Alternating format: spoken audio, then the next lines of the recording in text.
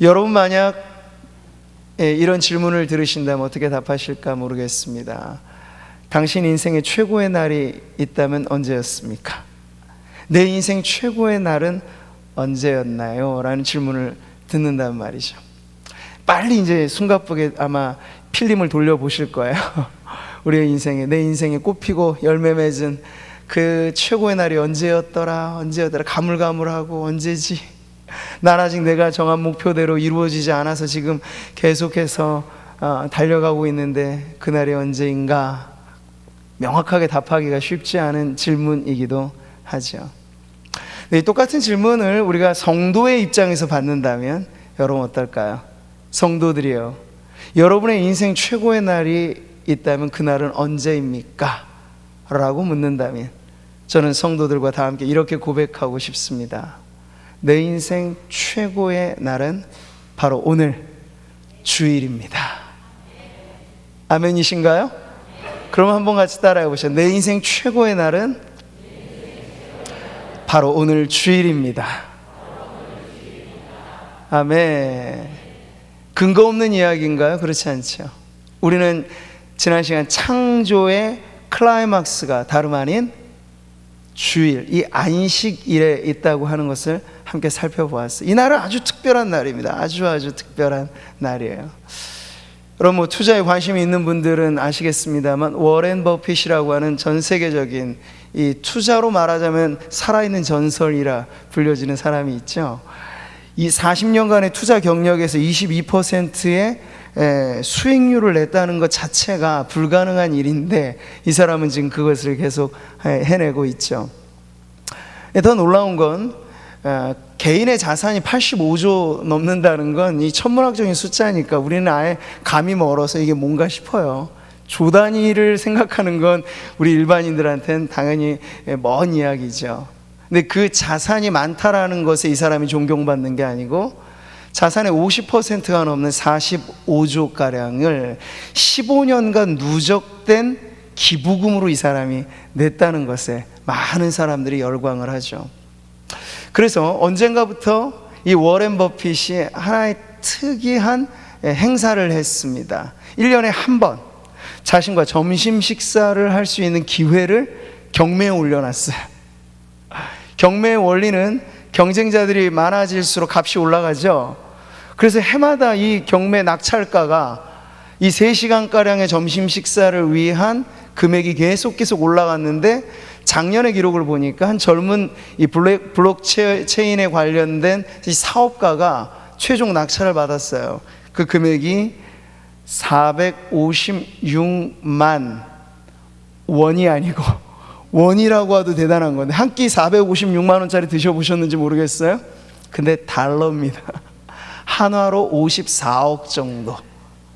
별로 이것도 놀랄 일이 아니죠. 우리는 억하면 억소리 나지 우리한테 피부로 와닿지 않으니까요. 엄청난 거죠.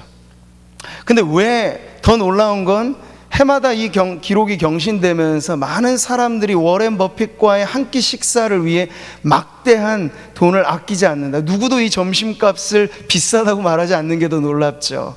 그 이유 중에 하나는 전액 모두가 다 자선단체, 특별히 이 빈곤 퇴치를 위한 자선단체에 전액이 기부되는 걸 알기 때문에 이걸 아깝지 않게 하는 거야. 그리고 더더군다나 살아있는 전설로 불리는 이 투자의 귀재와 몇 시간의 독대라고 하는 건요, 평생을 가도 얻을까 말까 한 그런 기회이기 때문에 그 기회를 돈 주고 산다는 거야. 아깝지 않게. 거기서 인생의 철학을 듣고 그리고 투자의 철학을 듣는 거죠. 우리가 뭐 54억짜리 식사라고 하면 이 세상에 최고로 좋은 레스토랑에서 포크에도 다이아가 박혀있는 뭐 그런 음식을 연상할 수 있겠습니다만 그냥 평범한 패밀리 레스토랑에서 그냥 아주 평범한 한 끼 식사를 하는 거예요. 그런데도 이 열광하는 사람들이 있다라고 하는 거예요. 제가 서두에 이 말씀을 드리는 이유는 우리가 주일을 우리에게 인생의 가장 최고의 날로 삼을 만한가 안 한가를 한번 생각해 보시라는 거예요. 오늘 우리가 하나님께서 초대하신 이 자리가 어떤 날인가 하는 걸 한번 생각해 보시라는 거예요. 존경에 맞지 않는, 요즘에는 팬덤의 문화잖아요. 열광하는 아이돌을 위해서 젊은이들, 아주머니들 죄송합니다, 가릴 것 없이 시간을 투자하고 물질을 투자하고 모든 걸 투자하는 게 요즘의 문화예요. 그래서 뭐 무슨 소년단 하는데 뭐 거기서 저도 저희 딸아이한테 들었는데 맨 뭐 제일 재산이 없는 소년이 1조가 넘는 재산을 뭐 갖고 있다. 그 정도로 이 팬덤이 만들어 놓은 엄청난 문화의 변화죠. 요즘이 그렇다고요. 자기가 좋아하는 사람을 위해서라면 물심양면으로 투자하는 그런 세상인데, 여러분 우리가 주일날 창조주 하나님과의 만남을 허락받았어요. 우리가 돈 주고 살 수 있는 기회라면 이게 얼마짜리일까요? 54억이면 천지 만물의 창조주를 우리가 독대할 수 있는 기회를 만들 수 있을까? 천만의 말씀이죠. 우리에게 주어진 이 기회, 주일에 주님을 만난다라고 하는 이 기회는 돈으로 살 수 없는 최고의 기회인 줄 믿습니다. 고로 주일은 내 인생 최고의 날입니다 라는 고백은 우리 모든 성도들이 정말 진심으로 고백해야 할 믿음의 고백인 줄 믿습니다. 자, 그런데도 문제가 우리에게는 있어요. 왜냐하면 일주일에 하루는 우리가 그렇게 정신이 차려져요. 아, 주일은 소중한 날이지. 근데 7분의 6을 세상에서 살아요. 근데 세상은 어떻게 돌아갑니까? 이 세상의 시스템은요, 주일을 인정하지 않아요. 왜? 하나님을 인정하지 않으니까. 세상의 모든 원리는 하나님이 없다 말하는 사람들이 기득권을 쥐고 있고, 그렇게 법제화되고 그렇게 돌아가고, 이 모든 것들이 하나님 없는 원리로서 자기들끼리 생성되어진 이 시스템이 우리를 거의 장악하다시피 하는, 이 엿새 동안 6일 동안의 삶을 정신없이 살다 보면 이 주일이 얼마나 우리에게 특권적인 날이다, 다른 엿새와 비교해도 비교가 안 되는 날이다 하는 걸 깜빡 잊어버릴 경우가 많다는 거예요. 단기 기억 상실증이라는 게 어디 정말 이 정신의 질병만 갖고 있는 분들의 문제가 아니고, 오늘 이 세속화된 사회를 살아가는 성도들이 자칫 잘못하면 주일이란 우리에게 너무나 소중한 날이다, 황금 같은 날, 황금 연휴가 따로 있는 게 아니라 우리들에게 매 주일이 황금 같은 날이다 하는 그 고백을 우리가 잊어버리면 안 되는데, 이 세상이 녹록지 않다는 게 문제인 거죠. 그래서 성경학자인 월터 브루그만이라고 하는 사람은 아주 이 부분에 대해, 지금 우리나라 문제만이 아니고 온 서구 세계가 이렇게 돌아가고 있어요. 소위 예전엔 기독교 국가라고 불렸던 유럽의 많은 나라들, 청교도들의 신앙으로 건립됐던 미국, 보세요. 주일이 온전히 지켜지는, 아니요.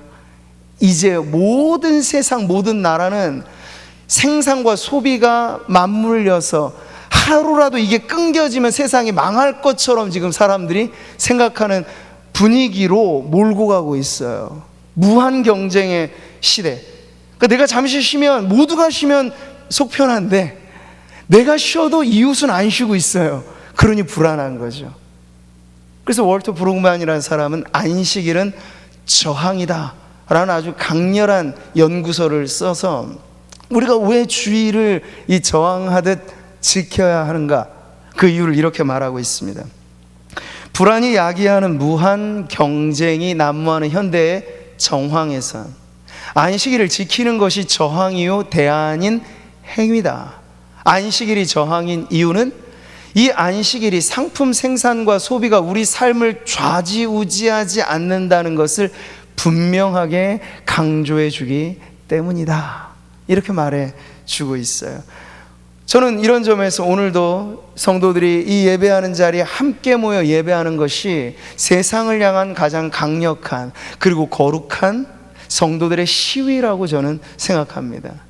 우리가 다른 많은 일들로는 피켓도 들고 1인 시위, 다중 시위, 집단 시위 많이 합니다. 그런데 정말 안식을 잃어버린 세상, 이대로 돌아가면 안 된다라고 하는 걸 막아서는 일에 누가 시위를 하나요? 아무도 안 하고 있어요. 근데 우리가 피켓 없는 시위를 하는 거죠. 소리 높이지 않아도 우리가 주의를 지킴으로 세상이 이대로 돌아가서는 안 된다, 창조의 질서를 깨버리는 이러한 시스템은 올바른 것이 아니다라고 하는 것, 우리는 안식의 날로서 주일을 살아내므로 거룩한 시위를 세상에 하고 있는 것이죠. 그러니까 여러분, 저항할 만한 가치가 있는 것에 저항을 한다는 건 결코 나쁜 일이 아닐 것입니다. 오늘도 우리는 이 일을 위하여 주일날 개개인이 뿔뿔이 흩어져 예배해도 개인의 신앙은 유지될 수 있다는 게 오늘의 믿음일 텐데, 우리는 그 믿음만이 아니라 교회 예배는 공동체로 함께 모인 자리에서 하나님께 드리는 것이다 라고 하는 확고한 믿음을 갖고 있기 때문에 바로 이 자리에 함께 모이신 거죠. 서로 돌아보아 사랑과 선행을 격려하며 모이기를 패하는 어떤 사람들의 습관과 같이 하지 말고, 이 말세의 증후 중에 보여지는 여러 가지 것 가운데 예고되는 게 바로 이런 것이에요. 모든 것이 개인주의, 극단화된 개인주의로 가게 되면 신앙도 개인주의가 될 수 있어요. 근데 하나님의 나라의 원리는 개개인이 뿔뿔이 흩어진 나라가 아니고, 섬처럼 떨어져 있는 나라가 아니고, 하나님의 나라는 거대한 대륙처럼 뭉쳐져 있는 공동체로 이루는 나라인 줄 믿습니다. 오늘 우리가 이 모인 이유는요, 엿새 동안의 주중의 삶, 우리가 흩어져 살아가면서 개인의 사업과 삶의 현장과 가정의 모든 일들 속에 얼마나 우리가 수고하고 무거운 짐들을 짊어지고 살아왔습니까? 그런데 이 주일의 안식을 통해서 함께 모인 이 자리에서 확인하는 거예요. 형제여 자매여, 우리는 결코 혼자가 아닙니다. 천국 가는 나그네 길, 비록 험하고 우리에게 어렵게 느껴질지라도 힘을 내십시오. 바로 그 길에 우리가 함께 걷고 있습니다.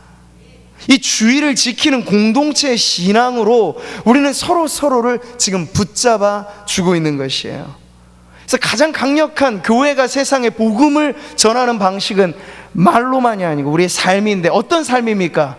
주의를 주일답게 지키는 삶을 통해서 우리가 먼저 안식을 누림으로써 안식을 잃어버린 세상에 선언을 하는 것이고, 그 안식을 누리는 공동체로 함께 모임으로써 세상에 대안을 줄 수 있는, 세상의 경제라든지 여러 이해 집단으로서의 공동체들은 생성되어 있지만 진정 안식을 누리는 공동체가 이 세상에 없기에 교회가 바로 이 안식을 누리는 공동체로서 세상의 길이 되고 빛이 되는 그런 교회로 오늘도 우리가 이 자리에 모인 줄 믿습니다. 자, 하나님께서 이 날을 그런 의미로 우리에게 제정해 주셨다는 거, 인류 역사상 최초의 기념일이 다름 아닌 안식일로서의 주일이라는 거예요. 오늘 말씀 다시 한번 읽어보시죠. 하나님이 그 일곱째 날을 복되게 하사 거룩하게 하셨으니 이는 하나님이 그 창조하시며 만드시던 모든 일을 마치시고 그날에 안식하셨습니다. 지금 본문의 2절과 3절은요 히브리 문장으로 보면 이 문장 자체에도 도드라지는 구성을 놨어요. 우리는 지금 한글의 어순대로 문법대로 번역을 했기 때문에 그 틀이 안 보이지만 히브리어 안에는 일곱째 날이 가운데 문장에 다 위치하고 있어요. 그러니까 그 형식 자체에도 일곱째 날로서 이 안식일이 얼마나 중요한 날이다 하는 걸 그렇게 보여주고 있죠. 닷새째, 엿새째 되는 날, 여러분, 땅과 바다와 하늘의 이 생물들에게 하나님께서 복을 주셨습니다. 엿새째 사람을 창조하시고 복을 주셨습니다. 근데 여기 특징이 있죠. 다 똑같아요. 복을 주신다라는 표현은 똑같은데 다섯째 날, 여섯째 날은 생물들에게, 그리고 하나님의 형상대로 지음받은 인격적인 피조물들에게 복을 선언하셨는데 안식일은 달라요. 이것은 생명체가 아니라 이 시간 자체에 하나님께서 복을 말씀하셨어요.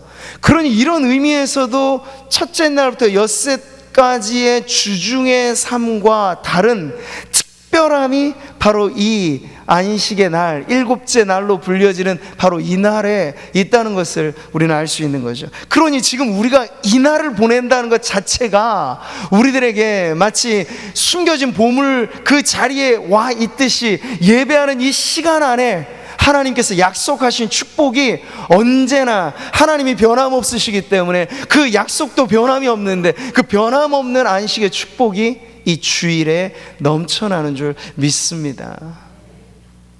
여러분, 일곱째 날 하나님께서 스스로 안식을 누리시고 그리고 그 안식하심으로써 우리에게 복됨의 그 자리로 부르신 것, 여기서 우리는 분명하게 행복을 모호하게 정의 내리지 않아도 되는 걸 알게 되죠. 행복이란 무엇입니까?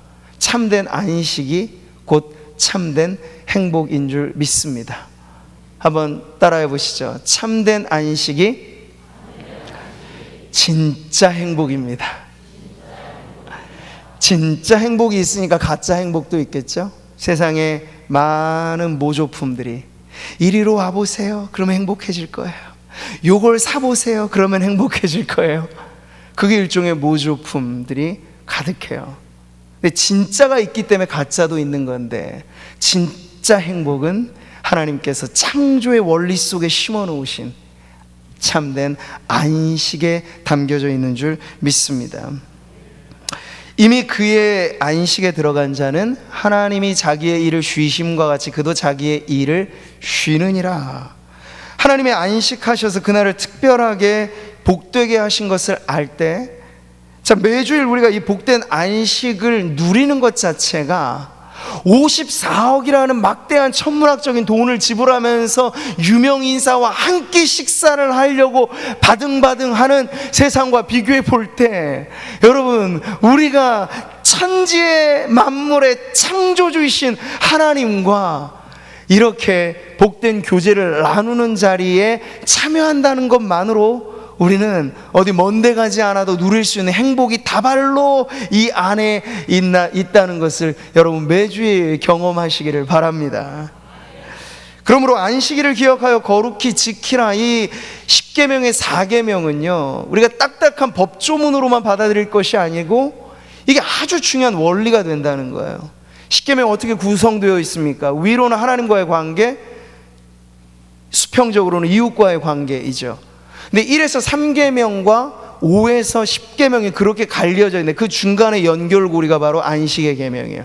우리가 제대로 안식을 누린다는 건 하나님과의 올바른 관계를 지킨다는 것이고, 제대로 안식을 해야만 이웃을 돌아볼 만한 여유가 생긴다는 거. 안식을 모르는 사람들에게 여유가 없어요. 숨가쁘게 살아갈 뿐이에요. 나도 바쁘고 나도 힘든데 누구를 돌아보겠습니까? 근데 성도들에게는 초대교회로부터 이 안식이 있어서 안식일을 지킨다라고 말하는 그 주일의 규정 안에는 옛 유대인들은 이것 하지 마라 저것 하지 마라 하지 말라의 규정들로만 가득했는데, 교회가 새롭게 완성된 안식일로서의 주일을 지킬 때는 여러분 다르게 지키는 거예요. 이 주일날 어려운 형편에 있는 성도들을 위로하고 감옥에 갇힌 죄수들을 찾아가 복음도 전해주고, 이럼으로써 안식일을 가치 있게 보냈지, 어디 가면 안 돼, 뭐 하면 안 돼, 안 돼 규정이 아니었다는 거예요. 안식일의 참된 의미는 이 적극적인 명령, 우리가 하나님의 안식에 참여함으로써 누리게 되는 평강이 이웃과의 관계에서도 확산되어지는데 이 안식의 계명이 아주 중요한 연결고리가 되었다는 것이죠. 사랑하는 성도 여러분, 오늘날의 문화는 잠시 잠깐의 안식에 모든 것을 쏟아붓게 만듭니다. 이제 여름의 시기가 되면 더더군다나 코로나, 언택트 이 문화가 계속 발전되면서 어디 멀리 가지도 못하고, 그래서 요즘에는 이 호캉스가 유행을 하잖아요. 좋은 리조트나 호텔에 들어가서 몇 박 며칠 짐 싸들고 들어갔다가 3박 4일 쉬고는 고스란히 그 짐을 빼들고 나와야 하는 그러한 쉼을 위해서 막대하게 사실은 투자를 하는 세상이에요. 근데 여러분, 그 원칙이 너무나 분명하잖아요. 어딜 가든지 요 패턴은 바뀌지가 않아. 짐 싸들고 갔다가 모든 풀 옵션이 되어 있는 그곳, 내 집도 아니고 내 것도 아닌 그곳에 잠시 머물다가 빠져나와야 돼요. 체크아웃하는 동시에 누군가 또 체크인해서 그 공간을 대여하는, 쓰는 그런 개념이죠. 만족은 있겠습니다만 그 특징은 명확해요. 아주 짧은 만족이라는 거예요. 찰나의 기쁨을 위해서 우리는 상반기라든지 사람들이 계속해서 많은 것들을 거기에 투자하는데, 이 안식의 주일에 주님이 우리에게 약속하신 안식, 평화는요, 찰나의 즐거움이 아닙니다. 주님이 이런 축복을 말씀하셨어요. 같이 한번 읽어볼까요? 평안을 너희에게 끼치노니 곧 나의 평안을 너희에게 주노라. 내가 너희에게 주는 것은 세상이 주는 것과 같지 아니하니라. 예수님 말씀 안에는 세상이 또 무언가 준다는 걸 인정하세요. 세상에서 우리가 얻는 게 없지 않아요. 그런데 여러분, 예수님은 당당하게 말씀하신 거죠. 한번 비교해봐라. 내가 너희에게 주는 평안과 세상에서 누릴 수 있는 만족을 한번 비교해보면 알 것이다. 비교 불가의 평안이 우리 주님이 우리에게 약속하신 안식임을 우리가 알게 되는 것이죠. 여러분, 그래서 매 주일 우리는 천국의 초대장을 받은 거예요. 그 초대장의 내용에는 오늘도 당신을 위하여 참된 안식이 예비되어 있으니 누구든지 목마르거든 내게로 와서 값없이 돈 없이 포도주와 젖을 사라는 것이 이 복음의 초청이라면, 우리는 매 주일마다 우리에게 발송된, 여러분 각각에게 발송된 초대장을 받고 이 자리에 오시는 거예요. 지극히 비싼 것에는 여러분 값을 매길 수 없죠. 우리가 지금 호흡하며 들이마시는 이 공기가 얼마짜리일까요? 값을 매길 수 없어요. 모릅니다. 예전에는 물을 사 마시는 때가 과연 올까 했는데 지금 우리는 생수를 사 마시잖아요. 이제 어디죠? 알프스 산맥의 청정지역의 공기를 밀폐해다가 그거 파는 시대도 올지도 몰라요. 하도 대기 오염이 극심해지니까. 근데 어쨌든 지금 우리는 돈 하나 한 푼 내지 않고 최고로 중요한 걸 누리고 있어요. 물 없이도 며칠은 혹 버틸 수 있겠고, 밥 없이는 일주일도 갈 수 있겠습니다만 공기 없이는 몇 분도 못 버텨요. 근데 주님은 이 최고의 귀한 것을 값없이 우리에게 주셨어요. 마찬가지로 행복이라고 하는 것, 사랑이라고 하는 것, 평안이라고 하는 것, 만족이라, 이 모든 건 눈에 보이지 않는 가치들이에요. 돈으로 살 수 없고 돈으로 값어치를 매길 수 없는 그것이 여러분 주님이 축복하신 이 안식의 날에 우리에게 선사하시는 하나님의 선물인 줄 믿습니다. 그러니까 이 주일을 맞이한다는 건요, 세상에서 억만금을 줘도 못 사는 가장 귀한 선물을 우리가 이날 여전히 무상으로 받고, 이것이 힘이 되어, 이것이 우리의 미천이 되어 세상에서 살아가되 기죽지 말고 성도로서 당당하게 살아가는 하늘의 자원을 우리는 매 주일마다 공급받아 살아가게 되는 것입니다.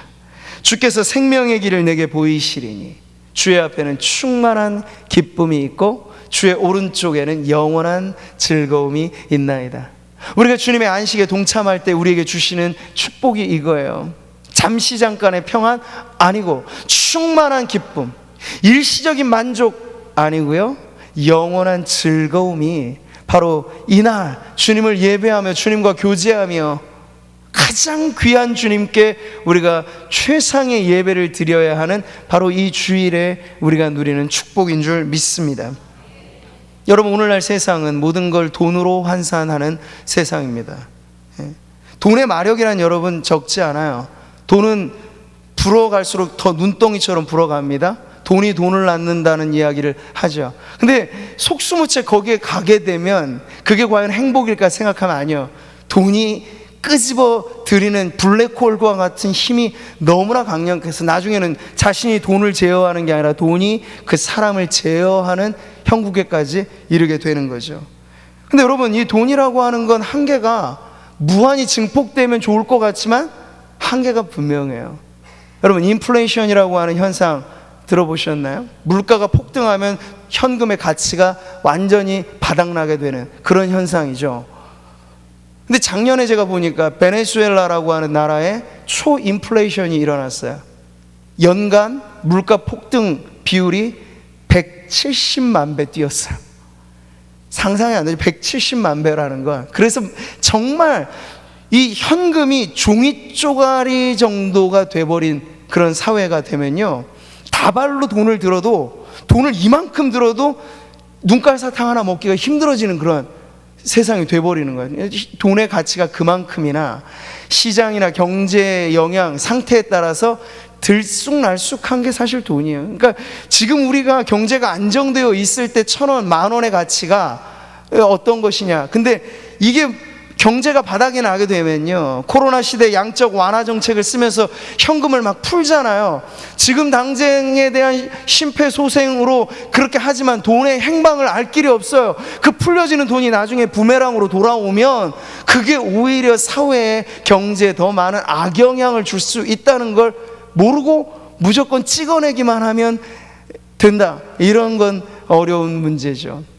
그런데 여러분, 지금도 여전히 이 세상은요, 문제가 생기면 종이 쪼가리밖에도 안 될 이 돈에 매여서 열심히 노동을 하는 이유를 묻는다면 돈을 벌기 위해서, 돈을 버는 목적이 뭐냐고 묻는다면 내가 원하는 걸 사기 위해서, 이게 생산과 소비의 완벽한 조화가 이루어지는 거죠.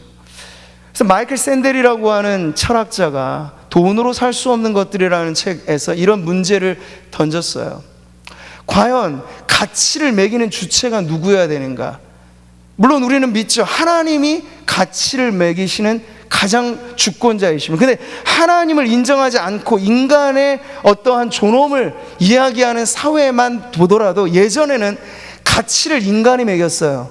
근데 지금은요, 가치를 시장이 매긴다는 거예요. 그래서 우리는 뭔가를 두고 봤을 때 이거 얼마입니까? 라고 물어요. 그리고 그 값이 생각보다 많다. 그러면 그건 고급이 되고, 그건 좋은 것이 되고, 그건 프리미엄이 되고, 그건 럭셔리가 되고. 그래서 온갖 혈안되어 있는 게, 비싼 것은 좋은 것, 비싼 것은 우리에게 많은 만족을 가져다 주는 것에 등식이 성립되어진 세상을 우리가 살고 있기 때문에 이 돈의 마력에서 우리가 저항한다라고 하는 게 쉽지 않아요. 자, 그럼에도 불구하고 여러분, 인생의 참된 만족과 행복의 가치는 돈이 매겨주는 것이 아니라고 하는 걸 믿는 게 성도들이어야 함을 저는 확신합니다. 이 확신에 좀 약해지시는 것 같은데요. 다시 한번, 참된 행복과 만족은 돈으로 매길 수 없고 하나님이 복되다 말씀하신 그것이 우리의 행복인 줄 믿습니다. 하나님은 여러분 실언치 아니하시는 분이잖아요. 우리는 말을 하고도 지키지 못합니다. 능력이 제한이 있기 때문에. 근데 우리 하나님은 말씀하시면 그대로 되는 분이잖아요. 빛이 있으라 하니까 빛이 있어 버렸어요. 그런 원리로 주님이 제7, 일곱째 날에 말이죠, 복을 선언하셨어요. 그러면 그 복이 어디 있나요? 어디가 있습니까? 어디 달아났습니까?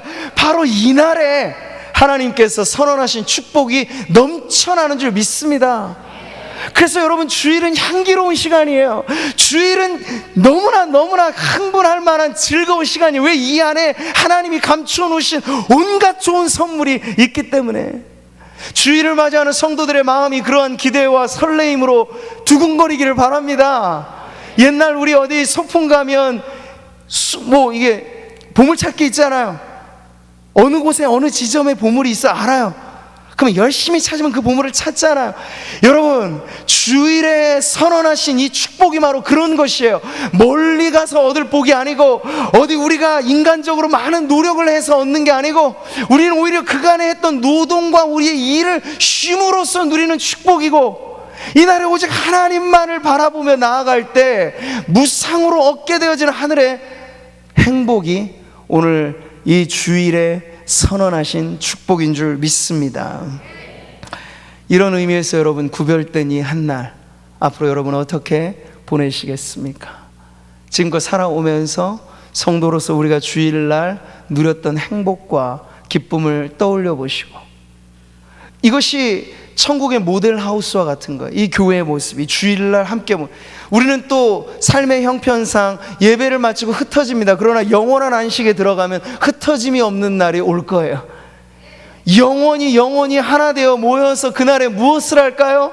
여러분, 천국을 여러분이 상상만 해보십시오. 상상만 해도 행복한 그 나라. 근데 거기서 무슨 레저 스포츠를 하고 게임을 하고 그래서 만족을 할 것인가? 아닐 겁니다. 이 모든 건 이 세상에 대안이 만들어 놓은 것이고, 간접적이고 우회적이고 찰나적인 모조의 행복들이지만, 그 행복의 원형이 가득 넘쳐나는 천국에 가게 될 때 우리는 맛볼 거예요. 흩어지지 않아도 되는 공동체가 영원히 하나 되어 영원히 영광스러운 찬양대의 찬양처럼 송축할, 내 영혼아 주님을 송축하라, 내 영혼아 주님을 찬양하라.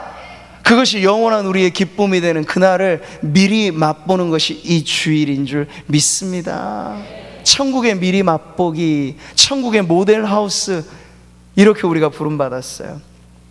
이 특별한, 그래서 누군가는 교회를 새로운 인류라고 말할 정도로 교회는 아주 특별한 공동체인데, 우리의 삶의 방식 또한 세상이 어찌하든 세상은 급류처럼 흘러갑니다.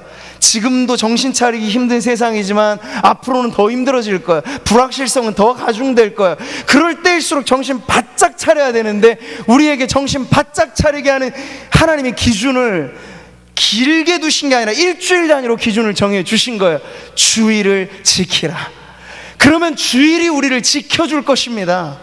그 일을 위하여 한 끼 식사에 54억을 투자하는 사람이 있다면, 우리는 이 주일을 안식의 날로 지키기 위하여 우리가 어떤 값을 지불해도 그것은 아깝지 않은 것일 것이고, 그럼으로써 얻게 되어지는 축복은 우리가 뭐를 지불해도 그 이상 비교할 수 없는 축복이 될 줄 믿습니다. 오늘 이 3부 예배에 함께 예배에 참여한 우리 청년들에게도, 우리 자녀들에게도 이 주일이 여러분의 인생을 지키는 날이 되기를 바랍니다. 세상에서 방황하기 쉽고 세상의 찰나적인 만족이 우리에게 손짓하는 이 때를 살아가면서 우리의 신앙을 지킨다는 것, 주일을 남다르게 보낸다는 것이고, 그것을 통해서 우리의 청년의 신앙도 흐트러짐 없이 하나님의 은혜에 붙들림 바 되어서 다윗이 노래하였던 것처럼 주의 앞에 있는 그 충만한 기쁨, 주의 오른편에 있는 그 영원한 즐거움, 그것이 주일에 우리가 누리는 가장 큰 행복이 되기를 바랍니다. 그래서 제가 처음에 드렸던 질문을 여러분들에게 드린다면 분명히 답하십시오. 내 인생 최고의 날이 언제입니까? 묻는다면 아멘. 바로 오늘 주님을 예배하는 이 주일이 내 인생 최고의 날입니다. 우리가 아까 불렀던 찬송도 존 뉴턴의 시이죠. 어메이징 그레이스를 작시했던, 나 같은 죄인 살리신 그 은혜 고마워 고백해 보니까 이 주일이 새롭게 보이는 거예요. 그래서 여러분, 어떻게 이 주일을 노래합니까? 지난 일해 동안 예수 인도했으니 주의 전에 모여 감사 찬송합니다. 가장 복된 이 날은 하늘 안식표로다. 가장 복된 이 날은 하늘 안식표로. 그런 믿음으로 고백해 보실까요?